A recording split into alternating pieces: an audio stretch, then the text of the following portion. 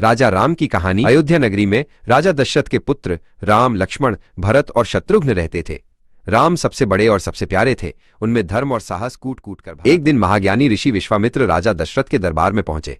ऋषि बहुत चिंतित थे। उन्होंने दशरथ से कहा, मेरे यज्ञ को राक्षस आकर नष्ट कर रहे हैं। विश्वामित्र ने दशरथ से विनती की कि वो राम और लक्ष्मण को अपने साथ जंगल में भेज दें ताकि वे राक्षसों से यज्ञ की रक्षा कर सके। दशरथ राम को भेजने में हिचकिचा रहे थे।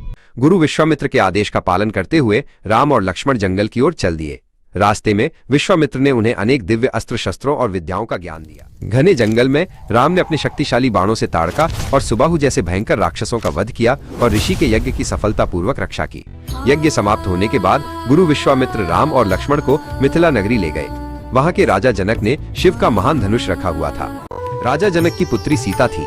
सीता अपनी सुंदरता, गुण और पवित्रता के लिए तीनों लोकों में प्रसिद्ध थी।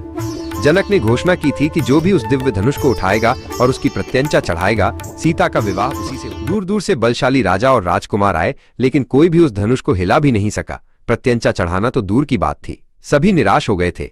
राजा जनक बहुत दुखी हो गए और कहने लगे, क्या धरती वीरों से खाली हो गई? क्या मेरी पुत्री सीता सदा कुंवारी रहेगी? विश्वामित्र ने राम को आज्ञा दी, उठो राम, और शिव के धनुष को तोड़कर राजा जनक का दुख दूर करो। राम सहजता से आगे बढ़े। उन्होंने धनुष को एक ही पल में उठा लिया और जैसे ही प्रत्यंचा चढ़ाई, एक भयंकर गर्जना के साथ वो दो टुकड़ों में टूट गया। सीता ने राम को अपनी वरमाला पहनाई। इस प्रकार धर्म की रक्षा करने वाले राम और पवित्र सीता का विवाह संपन्न हुआ और अयोध्या नगरी में आनंद छा गया। राम और सीता बड़े गर्व से अयोध्या वापस लौटे।